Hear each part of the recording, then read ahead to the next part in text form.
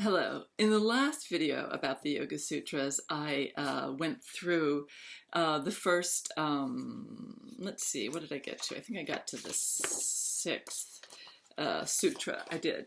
So I have a slightly different, I'm going to first, and this is going to be a fairly brief one, I hope, and then I'm going to follow this one up by another video in which I will move from those into the next 5 sutras.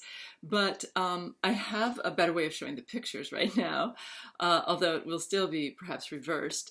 And also I'm going to talk less about what the sutras mean and more about the images, and to some extent about the process of working on them. So first of all, I decided that I had this aha moment where I realized that I had to work with the Yoga Sutras. The aha moment was a moment at which I realized that my mind, just like they say, really was talking to me all the time, that it never stopped. It was like always going on and on with a plan or, an opinion or a judgment or a fantasy or, a program or a worry or a fear or, a to-do list. It just really never stopped. And that I just kind of went along with it. And that it was less about, if I could if I could change that relationship where I was not just always being the passive beta friend to, my alpha mind, that if I could just sort of change that relationship a little bit, I would experience something different. And if I could still all that movement, I would really experience something different. Now, I had practiced long enough to know what that something different is frequently called, whether you call it enlightenment or, awareness, but really more, I was looking for some of that, and I had moments certainly of that kind of awareness in meditation or just in life, but I wanted to know what it felt like to not be always, kind of led around by the nose, by my mind. And it occurred to me that actually the Yoga Sutras, which I had always disliked, because I sort of felt that they were, like an extended 10 commandments. Since there's 200 Yoga Sutras, it's a lot more than 10.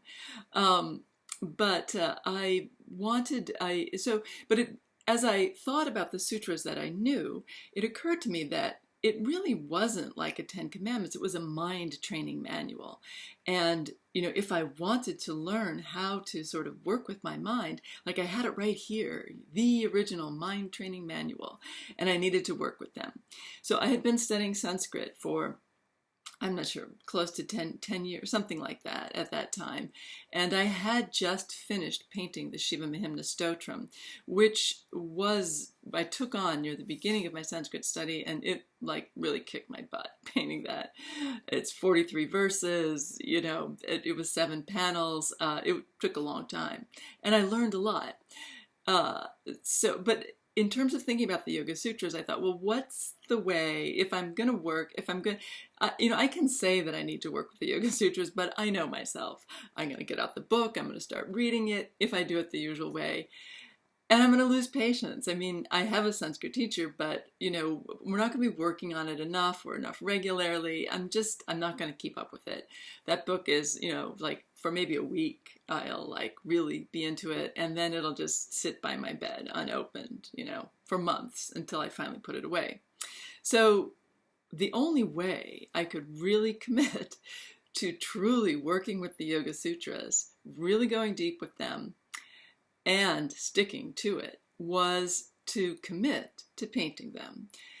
So I did have that moment of thinking, are you crazy? Are you nuts? It took you forever to do 7 panels, and there are almost 200 Yoga Sutras, and in book 1 alone, there's 51. You're going to do 51 paintings? Because I thought, you don't have to commit to doing all 200. You can just commit to doing, doing book 1. There was an interruption there, but What I was saying was that I had enough sense to think, are you crazy about doing even the 51 Yoga Sutras of Book One? But I felt really powerful. I felt like I have to do this. So I did. I told myself I could make a deck of cards out of the work, but this was going to be spiritual practice then. Like the painting was going to be really about working with the Yoga Sutras. So it took me a few months to come up with the format which I was going to use, which I wanted to be consistent because I was thinking about making a deck of meditation cards also from the resultant work, although I ended up making a book. And then I got started on the paintings in the fall of 2011.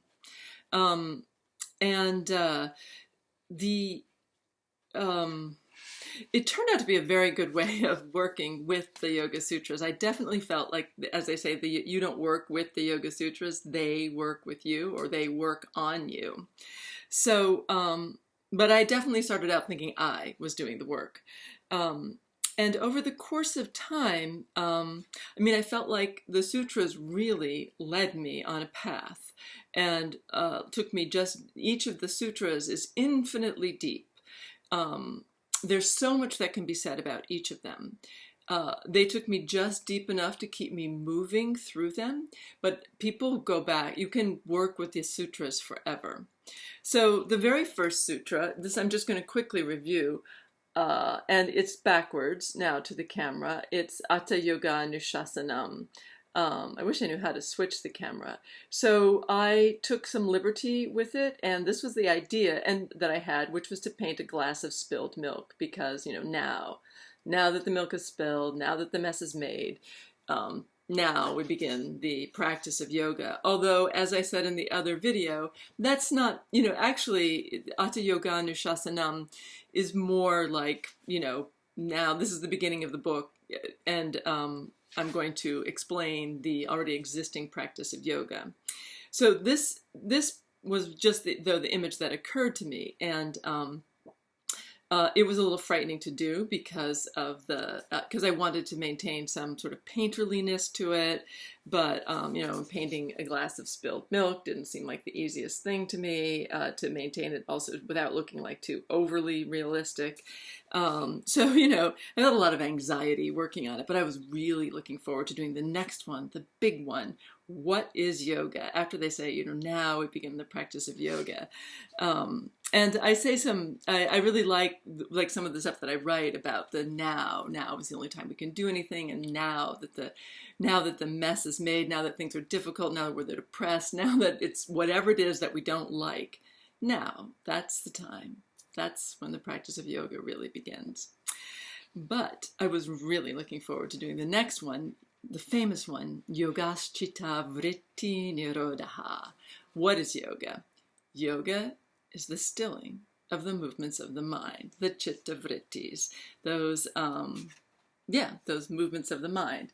So this is the image, and it is primarily black with, and there's a bit of a reflection here. So you can't see so well, but let's see if I can get it. Nope, I can't. But in the painting itself, this area is like scratchy and duller, and then there's a little gold dot and gold around it. I had big plans for this. I was going to work that center area.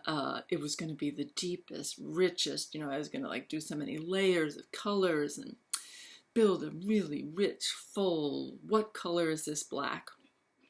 So, and then I sanded it down the first time, and I realized that actually all it needed was the gold dot, and it was done. And that actually really pissed me off. It actually really depressed me, because I knew that that was what it was supposed to be, and it was perfect, and that was exactly what it was supposed to be. But that wasn't my plan. And I felt it created a lot of anxiety and depression. I was like, who's doing this work? This is my work. This is my idea. This is me. And something else was kind of telling me what to do and when they were done and how to do them and which colors to use or paintings that I was cutting up to use the background for to cut up and use. I did eventually get over that, but it took a while, actually. The ongoing struggle in working with the sutras went back and doing painting, working with them in this way, via painting, via creative process, was that struggle, the exact struggle between these two. The struggle of an image comes up in my mind that I get the very clear notion, this is what I'm supposed to do, but it's hard for me. And it creates a tremendous amount of stress. And I don't think I can do it. And I don't know when it's done, and it's not maybe something, I mean, I know that it's the right image for it, but it's hard to do, or hard to know when it's done, or hard to get it like looking realistic and painterly enough. And I feel a lot of tension or anxiety around it. And this, where it just happens, but it maybe wasn't what I thought it was supposed to be, or where something else dictates something that was very different from what, you know, I had in mind. So on and on, that was like the push-pull for a long time until I thought I like got comfortable with it, and then it switched. But it took me a while to get comfortable with it. The next one, tada drastu svarupe vastanam. The seer can stand or occupy or inhabit his own true nature. So this is a really full, rich, multi-layered white, all white with gold all around it, you know, and the obviously I had in mind the stilling the mind. You still the mind, and then it all becomes light, and you occupy your true nature, which is light itself. Then vritti sarupyam ittaratra. At all other times, we identify with the movements of the mind. This is like the clouds, which, again, like the sun, block the movement of the mind. Then there are 5 types of movements of the mind. Vrittaya, Panchataya, Klishta. 5, so 2 hands, 5 types of movements of the mind, like the 5 fingers on them. They can be either painful or not painful. On the one hand, painful, on the other hand, not painful, but 5 types. And then the birthday cake, which I describe some of the logic behind, where the 5 types of the movements of the mind are mentioned. And yeah, this falls under the category of an image that I knew was the right image for it, and then, you know, when was it done, and when did it look right, and all of that. And in the previous video, I talked some about why the birthday cake and 5 and the age of 5 and how the mind is developed, and how these 5 things are gifts coming to this lifetime that you might think we would be better off without, because then we would just be our own true nature. But we do have to use the mind to function in the world. That's part of being human. And the point is to be fully human and to occupy our own true nature. That's the trick. The trick is not just to connect with everything that is, but it's to also fully be a human being in this body, you know, talking to other people, not like way out there. So I'm almost done, but part of the going through this process is to introduce the notion that this, whether you paint, whether you write, that for you, for anyone, working spiritual practice can be a deeply personal experience where the most important thing is committing to some sort of practice. And committing to some practice where you truly investigate what it means, where you let it teach you through a medium that you are comfortable with. I've been a painter for my whole life. It's a powerful way to work with almost any spiritual text or practice.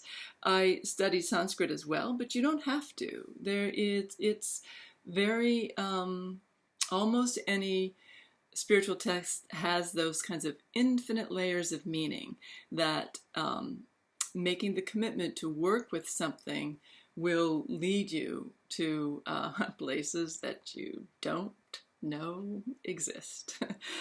All right, in the next time I will continue on with the next 5 sutras, which go through the 5 types of the movements of the mind: right knowledge, wrong knowledge, imagination or fantasy, sleep, and memory. All right, Bye.